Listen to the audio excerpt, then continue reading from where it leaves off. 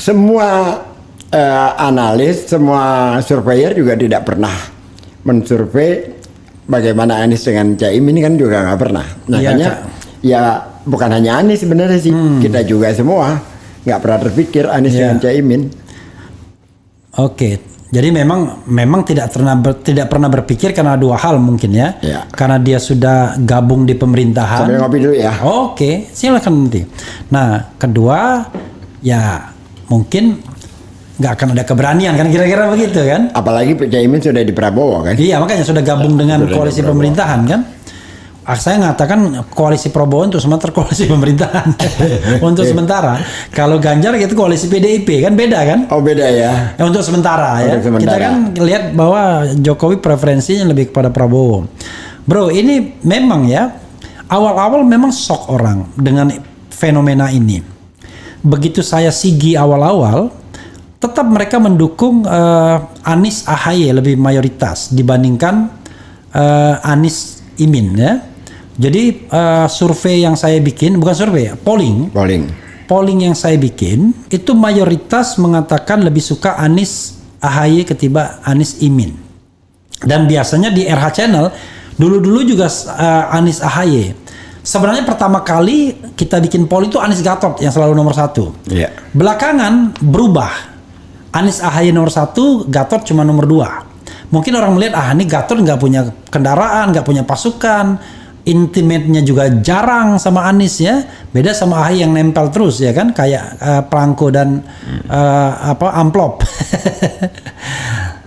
Tapi kemudian saya poll lagi setelah beberapa hari, saya bilang, apakah Anda mendukung Anies Caimin ya? 81.000 yang mengisi polling, 75% mengatakan mendukung. 75% mendukung. Ya, 75% mendukung. Nah, sementara awalnya memang tetap mendukung Anies AHY. Artinya ya mereka juga tidak lari kan, tetap mendukung. Nah ini, mana yang Anda pilih, Anies AHY atau Anies Caimin? 77.000 yang voting, tadi 81.000. Anies AHY 82%, jauh sekali kan? Anies Caimin 18% cuma. Bisa jadi karena mereka tidak teredukasi sebelumnya kan, karena menganggap Caimin kartu mati mungkin. Bisa jadi juga karena mereka subscribe-nya RH Channel. Oh mungkin gitu ya. Tokoh perubahan. Oke. Bisa jadi begitu juga kan. Jadi mereka takut ini tokohnya ini sudah berubah. Bukan lagi tokoh perubahan, tokoh yang berubah ya. Ya kalau di sini jelas nih. Tadi ada cerita itu, saya sambungkan ada cerita dari Anies yang juga menarik tuh. Ada korelasinya. Jadi ada Jumat dia terima WA dari temannya, isinya marah-marah. Sabtu mau lagi marah-marah juga. Minggu nggak mau WA. Senin ngirim WA, sudah berubah. Hari ini udah berubah. Kalau dipikir-pikir ya benar juga ya. Iya. Tapi kayaknya Anies harus berterima kasih kepada RH Channel salah satunya. Oh aduh harus. yang cepat melakukan interview dengan berbagai tokoh dan hasilnya positif semua. Padahal from the beginning, wah ini waktu kita membacakan sekjen itu luar biasa kan? Membacakan surat sekjen, kemudian pidato SBY kan? Wah itu hari-hari yang Anies, jangankan orang lain gitu loh. Saya pun sempat tidak otomatis percaya dengan Demokrat ya. Saya cuma menganalisa berdasarkan fakta-fakta yang ada. Jadi menganalisa, wah ini harus berjarak dulu nih. Saya harus bertanya lebih lanjut. Tapi untungnya karena saya RH Channel bisa mengundang narasumber, sehingga membaca berita dengan mengkomparasikan narasumber, saya heran, takjub. Awalnya Habib Muhsin kesini kan dari Partai Umat sama Gus Riza. Wah itulah politik kita. Politik kita sudah hancur katanya, strukturnya ekonomi, politik sosial. Karena dia melihat kok begini. Tapi tiba-tiba setelah itu besoknya Gatot Nurmantio datang. Gatot bilang alhamdulillah. Saya tuh tertarik dengan perbincangan dengan Gatot itu. Alhamdulillah. Saya dengarkan itu, full saya dengarkan perbincangan dengan Gatot. Artinya bahwa dia melihatnya secara rasional. Kan dia selalu mengatakan kalau misalnya Anies itu disebut sokol oposisi, ya harus terwadahi dalam kompetisi politik. Karena memang ada kelompok itu agar kemudian kompetisi ini jadi fair kan, tidak hanya satu arus saja. Dan itu memang di pidato dia kan sebelumnya. Dan kemudian datang Sagana Nenggolan, bilang bukan lagi good tapi very good. Sebelumnya saya interview sama Tony Rosin. Tony Rosin mengatakan, wah itu menjebol tembok katanya. Ya kan? Sama Habib Marati, sama relawan-relawan semua bernada positif. Yang tidak mau diwawancara cuman nggak tahu yang lain. Saya nggak mau sama sekali diwawancara. Jadi justru nadanya positif.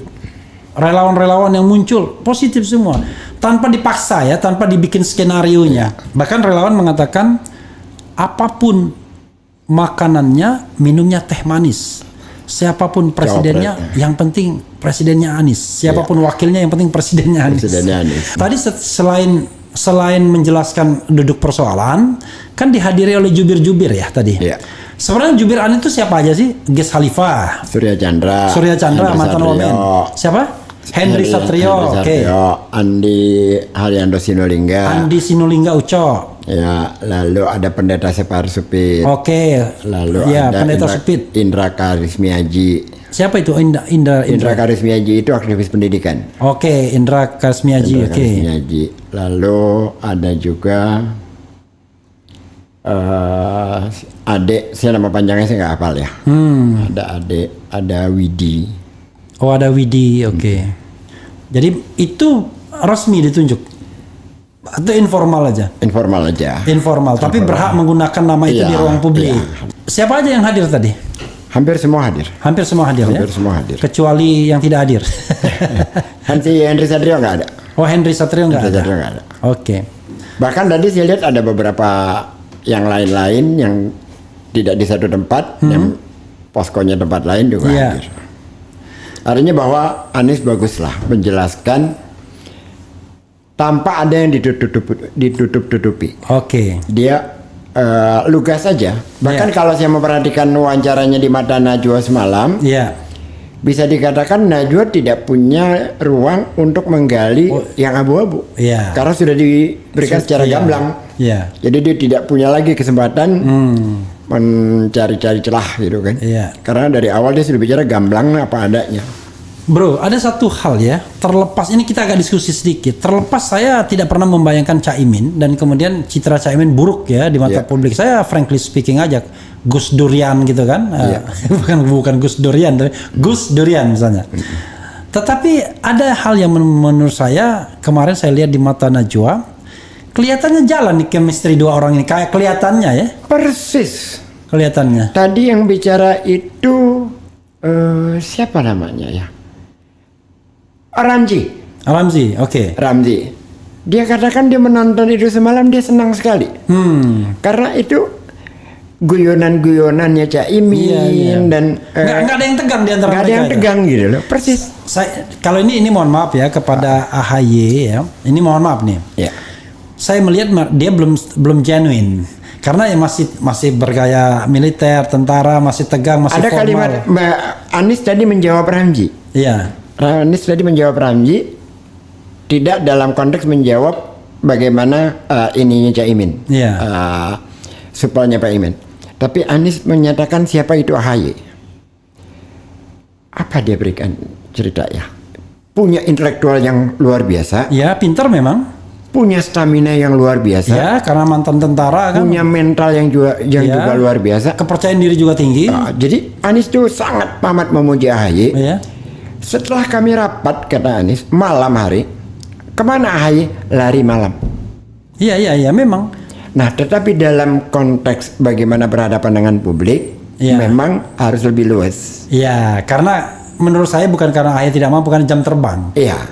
Ya bayangkan orang yang baru berpolitik 7 tahun, kan 2016 baru berpolitik. Selebihnya kan siap, bukan begitu terus dia kan pasti kan. Beda sama Caimin yang dari mahasiswa sudah bahasa Jawanya tuh celelean, cengengesan gitu-gitu.